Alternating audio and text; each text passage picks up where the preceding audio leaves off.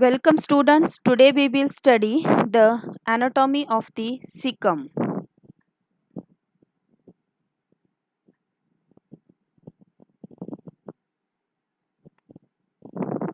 So the cecum, it is a large blind sac forming the commencement of the large intestine. It is situated in the right iliac fossa above the lateral half of the inguinal ligament.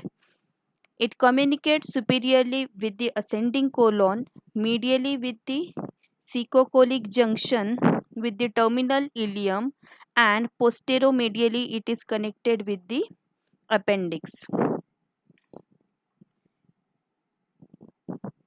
So generally the cecum appears as a dilated pendulous sac inferior to the ileocecal junction. It measures about 6 cm in length and 7.5 cm in breadth.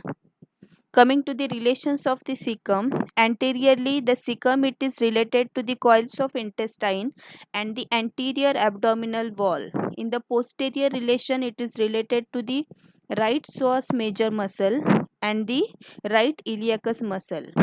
Whereas three nerves are related posterior to it. These are the genitofemoral nerve, then the femoral nerve, and the lateral cutaneous nerve of thigh. The vessels in the posterior relation, these are the gonadal vessel, that is the testicular artery in the males and the ovarian artery in females. Also the external iliac artery, it is related to the cecum posteriorly. Whereas in the ileocecal recess, oftenly there lies the vermiform appendix. So these are the relations of the cecums.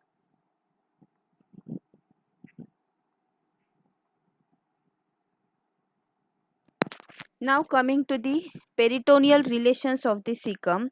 In about 90% of individuals, the cecum is almost completely surrounded by the peritoneum and has a wide retrocecal recess which may ascend up posterior to the lower part of ascending colon, and then it is called as the retrocolic recess.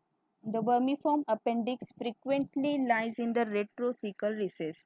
In 10% of individuals, the upper part of its posterior surface is non-peritoneal and lies directly on the fascia iliaca.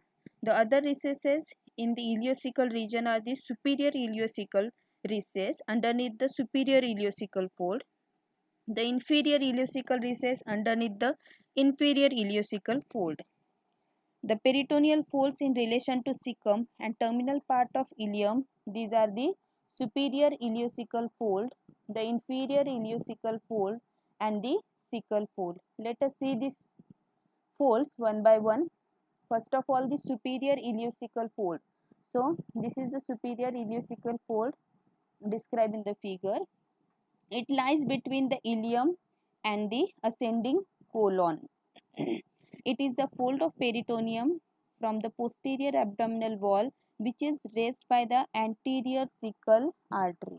So this is the anterior cecal artery which is raising this fold, that is the superior ileocecal fold. Therefore it is called as the vascular fold of cecum. So this is the vascular fold of the cecum. It guards the superior ileocecal recess and open downwards and to the left. Coming to the next fold of peritoneum, that is the inferior ileocecal fold.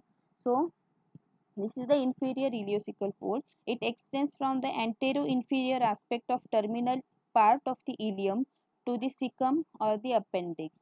It does not contain any blood vessel, hence it is also called as the bloodless fold of Treves. So this is the bloodless fold of Treves, as it does not contain any blood vessel.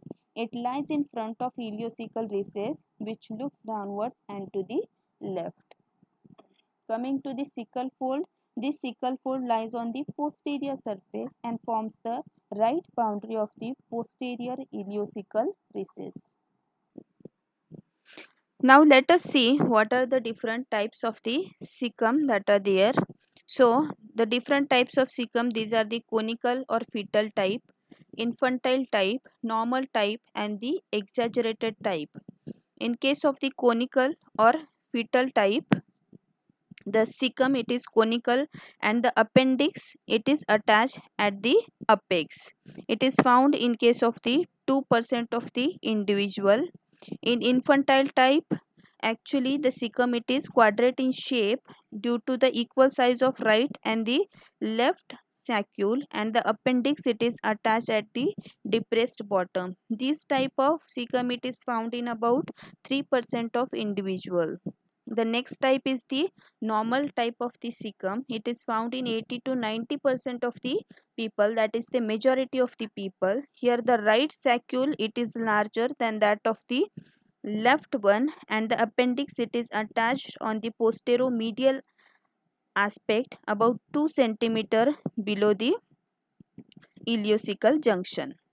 Then the last type it is the exaggerated type. In this exaggerated type, the right saccule it is immensely large due to its exaggerated growth, and the left saccule it is absent or it is totally reduced one.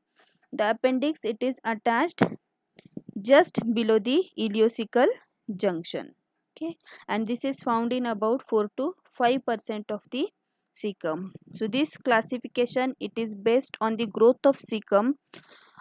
The cecum and the vermiform appendix develops from the cecal bud arising from the caudal limb of the primitive intestinal loop. The proximal part of the bud dilates to form the cecum, and the distal part it remains narrow and forms the vermiform appendix. On the basis of the growth of the cecum, these four types of the cecum they are described. Coming to the next slide, that is the ileocecal orifice. The lower end of the ileum opens on the posteromedial aspect of the ileocolic junction, and the ileocecal opening is guarded by means of the wall, and that is called as the ileocecal wall. This ileocecal wall it has two lips, that is the upper lip and the lower lip. The upper lip it is horizontal and lies at the ileocolic junction. The lower lip it is longer and it is concave and lies at the ileocecal junction. The two the two frenulas they are formed by fusion of the lips at the two ends. So this is the right frenulum and this is the left frenulum. These are nothing but the mucous fold formed by the union of the two ends of this ileocecal wall. The left end of the aperture is rounded and right end it is the narrow and the pointed one. The wall is actively closed by the sympathetic nerves, which causes the tonic contraction of the ileocecal sphincter. It is mechanically closed by the distension of the cecum. It prevents the reflex from the cecum to ileum. It also regulates the passage of the ileocecal contents into the cecum and also prevents them from passing it too quickly. Coming to the blood supply and the nerve supply of the cecum. The cecum it is supplied by the cecal branches of the ileocolic artery, and the venous blood from the cecum it is drained into the superior mesenteric vein. The nerve supply of the cecum it is by the sympathetic and the parasympathetic nerves. The sympathetic supply it is derived from T11 to L1 segment of the spinal cord, whereas the parasympathetic nerve supply it is derived from the vagus. So let us see the various clinical aspects of the cecum. The amoebiasis. The amoebiasis it is the cecum is commonly involved in the amoebiasis that may lead to the amoebic dysentery. The next condition is the ileocecal tuberculosis. The intestinal tuberculosis is a common problem in the endemic area, causing considerable morbidity and the mortality. It generally affects the ileocecal junction, most commonly due to the abundance of the lymphoid tissue. The cechitis or typhlitis, it is nothing but the inflammation of the cecum, which is commonly referred as cechitis or typhlitis. The cecal carcinoma. The cecal tumors are rare but have insidious onset and cannot be easily diagnosed with barium enema or the colonoscopy. The next condition is the sickle diverticulitis. So sickle diverticulitis, it is again a rare condition. It is always solitary in contrast to that of the left colon, where diverticula are multiple. The efforts must be made to save the ileocecal wall if possible when operating in the ileocecal area. The ileocecal intussusception, so it can be idiopathic or secondary to the benign or the malignant tumors of the terminal ileum. In adult, surgical reduction is recommended and colonectomy was recommended only if bowel is gangrenous. So this is all about the clinical aspect and the details of the anatomy of the cecum. Thank you so much.